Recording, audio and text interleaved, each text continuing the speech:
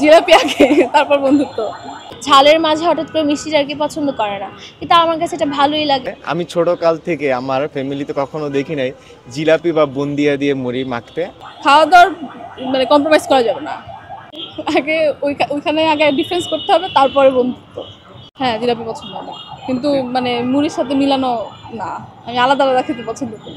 কারণ আমার কাছে মনে হয় যে মানে ছোলা হচ্ছে একটা ঝাল আইটেম, এখন এটার সাথে যদি জিলাপি মিষ্টি আইটেম মিলানো হয় তাহলে জগা খিচুড়ি হয়ে যায়, তো আমার সাথে এটা যায় না। তাহলে ও ওরটা খাবে, আমি আমারটা খাবো, মানে না না একসাথে খাওয়া যাবে না, তখন আলাদা আলাদা খেতে হবে। ওইটা আসলে সবাই তো মানুষ একরকম হয় না, মানুষ আলাদা আলাদা দেখে আমরা ফ্রেন্ড, তো এই কারণে হচ্ছে প্রেফারেন্স অনুযায়ী আলাদা আলাদা। ইফতারিতে আলুর চপ ভালো লাগে, জিলাপি ভালো লাগে, ফ্লেভারটা অনেক পছন্দ লাগে, কারণ ঝালের মাঝখানে হঠাৎ করে একটু মিষ্টি চলে আসে, একটু ভালো কম্বিনেশনই মনে হয় আমার কাছে। আমি ভালো চোখেই দেখি, কিন্তু বেশিরভাগ মানুষ এটাকে ভালো চোখে দেখে না আর কি, কারণ অনেকের টেস্ট বাট ডিফারেন্ট। ওরা হচ্ছে মিষ্টির মানে ঝালের মাঝে হঠাৎ করে মিষ্টিটা আর কি পছন্দ করে না, কিন্তু আমার কাছে এটা ভালোই লাগে যে ঝালের মাঝে হঠাৎ একটু মিষ্টি পড়ে আবার ঝাল, এই কম্বিনেশনটা আমার কাছে ভালোই লাগে। এখন তো মনে করেন যে ইফতারে আম্মুকে হেল্প করতে হয়, আম্মু ডাক দিতে হয় না, আমি নিজে থেকে চলে যাই। তখন ছোট থাকতে রোজা রাখতাম না, সবাই বলতো যে হ্যাঁ তোমার রোজা হয়ে গেছে, তুমি ইফতার করলেই হবে।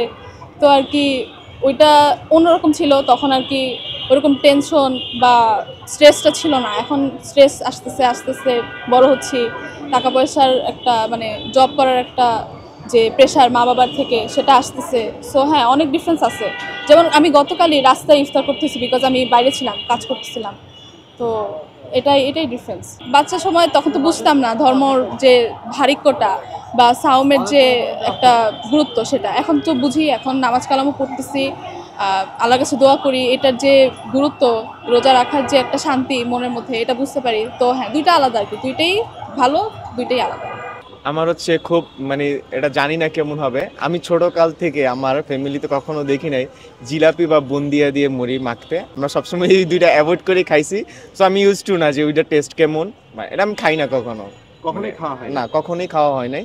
বুলে হয়তো বা দু একবার খাওয়া হয়েছে, কিন্তু হচ্ছে আমি জিলাপি মুড়ি একসাথে মাখায় আমার মানে মনে পড়তেছে না যে আমি কবে লাস্ট খাইছি। সমস্যা নাই ভাই, এক একজনের জিভা এক এক রকম, খাইতে পারে, যার যেটা মজা লাগে সে খাইতে পারে। এত হ্যাঁ, খাওয়া যেতে পারে, মানে আমি কেন খাবো না, দেই, মানে মজা লাগলে খাইতেই পারি। ইফতারে আমার মনে হয় একটু মিষ্টি জাতীয় খাবার প্রথমে খাওয়াটা একটু মজা, একটু দুধ চিড়া খেলাম, মানে আমার মনে হয় হচ্ছে জাল জাতীয় খাবারগুলো প্রথমে এত টানা না খেয়ে তারপরে হচ্ছে হুট করে জাল জাতীয় খাবার খেলে একটু পেটে একটু সমস্যা হতেই পারে। শৈশবে রোজা বলতে শৈশবে আমার যতটুকু মনে পড়ে আমার রোজা রাখা বেশি হইতো না। আমি খাইতাম ঘুরে ঘুরে সারাদিন, বাসায় যা খাওয়ার ছিল। আর শৈশবে রোজার মধ্যে ইফতারির আগে যে মানে বাসায় বাসায় যে ইফতারিগুলো বানানো হয়, যখন সবাই সব কিছু গিয়ে টেস্ট করতে পারতাম, পেঁয়াজু, তারপর হচ্ছে আলু চপ, বেগুনি, এগুলো টেস্ট করতে পারতাম, ওইটা অনেক মজা ছিল। কিন্তু এখন বড় হয়েছি, রোজা রাখতে হবে, তো রাখি, এখনও মজা লাগে।